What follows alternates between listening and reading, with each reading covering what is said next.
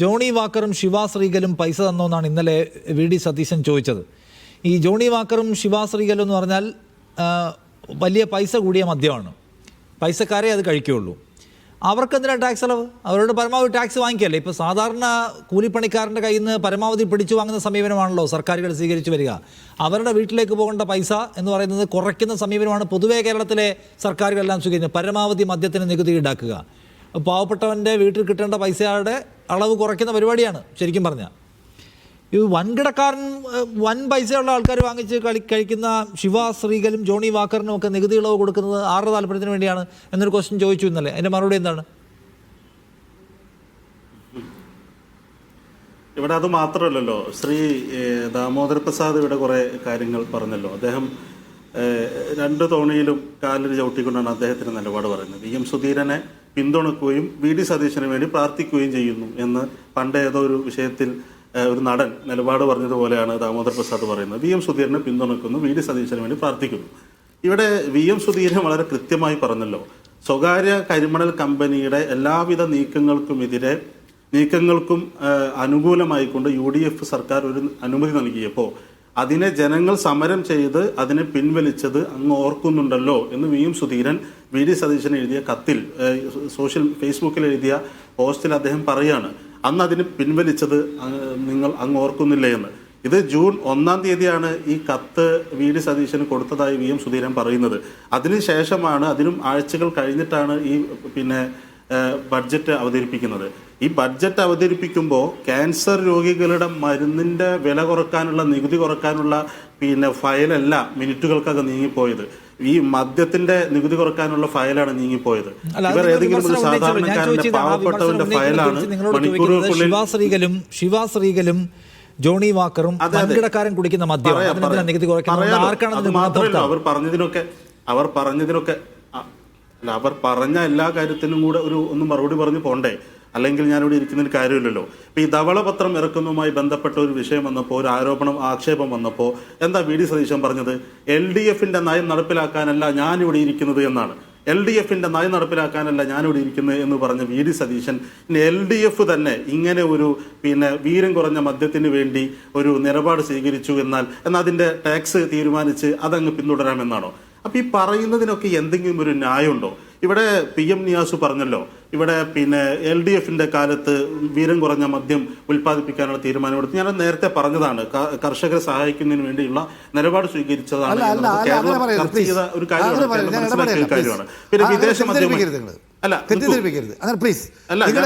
ബെക്കാഡി കമ്പനിയുടെ തീരുമാനമാണ്. ബെക്കാഡി കമ്പനി ഉൽപ്പന്നങ്ങളിൽ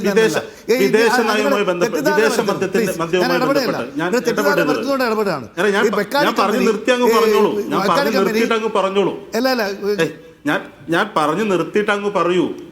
കർഷകരുടെ കാര്യം കൊടുത്തില്ലല്ലോ, ഞങ്ങൾ എന്തിനാ കാശ് വാങ്ങിച്ചത്? 2021 ബെക്കാഡി കമ്പനിക്ക് കത്ത് ശേഷമാണ് നിങ്ങൾ കർഷകരുടെ പരിപാടി അപേക്ഷ സ്വീകരിക്കാത്തതിനോ? നിയാസ് പറഞ്ഞ പോയിന്റ് ഇതാണ്. നിങ്ങൾ വീര്യം കുറഞ്ഞ മദ്യം എന്ന ആശയത്തിലേക്ക് വരുന്നത് തന്നെ ബെക്കാഡി കമ്പനിയുടെ ബ്രീസ് എന്ന് പറയുന്ന ബ്രാൻഡിന് വേണ്ടിയുള്ള കത്ത് കിട്ടിയതിന് ശേഷമാണ്. നിങ്ങളുടെ പ്രചോദനം അതാണെന്നാണ്. അല്ല അങ്ങനെയാണെങ്കിൽ എന്തുകൊണ്ട് ഞങ്ങൾ നികുതി കുറച്ചു കൊടുത്തില്ല? അങ്ങനെയാണ് ഞങ്ങൾ ഇപ്പോൾ ദാമോദര പ്രസാദ് തന്നെ പറഞ്ഞല്ലോ, CPMന് തീരുമാനമെടുത്താൽ അത് ആരോട് ചോദിക്കേണ്ടതില്ല എന്നാൽ പിന്നെ ഞങ്ങൾക്ക് തീരുമാനം എടുക്കാമായിരുന്നല്ലോ. ഞങ്ങൾ എന്തുകൊണ്ട് തീരുമാനം എടുത്തില്ല? നയപരമായ വിഷയങ്ങളിൽ, അത് ഇനി ഏത് വിഷയമായാലും അത്തരം കാര്യങ്ങളിൽ ഞങ്ങൾക്കൊരു നിലപാടുണ്ട്. ആ നിലപാടുമായി ഞങ്ങൾ മുന്നോട്ട് പോകുമ്പോൾ ആ CPMന്റെ നിലപാട് മുൻനിർത്തി തന്നെയാണ്, ഇടതുപക്ഷത്തിന്റെ നിലപാട് മുൻനിർത്തി തന്നെയാണ് ഞങ്ങൾ മുന്നോട്ട് പോകുന്നത്, ആ തീരുമാനമെടുക്കുന്നത്. ഇവിടെ UDF തീരുമാനമെടുത്ത്, ഒരാൾ ഒറ്റയ്ക്കൊരു തീരുമാനമെടുത്ത് മുന്നോട്ട് പോകുമ്പോൾ അതിനകത്ത് കലാപങ്ങൾ ഉണ്ടാകുമ്പോൾ, സംഘർഷങ്ങൾ ഉണ്ടാകുമ്പോൾ അത് UDFന്റെ മഹത്തായ കാര്യം. വി.ഡി. സതീശൻ ഇവിടുത്തെ കുത്തക മുതലാളിമാർക്ക് വേണ്ടി കരിമണൽ ഖനനം നടത്താൻ വേണ്ടി അവസരമുണ്ടാക്കി കൊടുക്കുമ്പോൾ അത് മഹത്തായ കാര്യം. വി.എം. സുധീരൻ അതിനെ എതിർക്കുമ്പോൾ അത് മറ്റൊരു മഹത്തരം, അത് മറ്റൊരു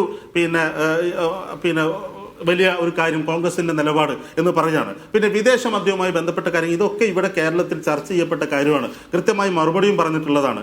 വിദേശ മദ്യം, വിദേശ നിർമ്മിത വിദേശ മദ്യം അത് കേരളത്തിൽ എങ്ങനെയാണ് വന്നിരുന്നത്? അത് ഇവിടുത്തെ ബാർ കമ്പനികൾ നേരിട്ട് വിദേശത്ത് നിന്ന് ഇറക്കുമതി ചെയ്തിരുന്നത്. പിന്നീട് ബിവറേജസ് കോർപ്പറേഷൻ വഴി ഇറക്കുമതി ചെയ്യാനുള്ള തീരുമാനം എടുത്തതിന്റെ ഭാഗമായിട്ടാണ് അതിൽ നികുതി തീരുമാനം ഉണ്ടായിട്ടുള്ളത്. അത് നേരിട്ട് മുതലാളിമാർക്ക് ഇറക്കുമതി ചെയ്യാനുള്ള സംവിധാനം ഉണ്ടാക്കി കൊടുക്കാത്തതിന്റെ പേരിൽ ആണോ ഞങ്ങൾക്ക് കാശ് കിട്ടിയിട്ടുള്ളത്? എന്തെല്ലാം വാദങ്ങൾ നിങ്ങൾ ഉന്നയിക്കുന്നത്? നേരിട്ട് വിദേശ നിർമ്മിത വിദേശ മദ്യം ബാർ കമ്പനികൾ നേരിട്ടിറക്കി നേരിട്ട് കച്ചവടം നടത്തിയിരുന്നതിന് വിരുദ്ധമായി അത് കോർപ്പറേഷൻ വഴി ബിവറേജസ് കോർപ്പറേഷൻ വഴി ഇറക്കുമതി ചെയ്യാൻ പാടുള്ളൂ നിർബന്ധമായ തീരുമാനമെടുത്ത് മുന്നോട്ട് പോയതിന്റെ പേരിൽ ഞങ്ങൾ ഇങ്ങനെ വിഖണ്ഡവാദങ്ങൾ ഉന്നയിച്ചുകൊണ്ട് ഇവർ കടന്നു വരികയാണ്. അതുപോലെ തന്നെ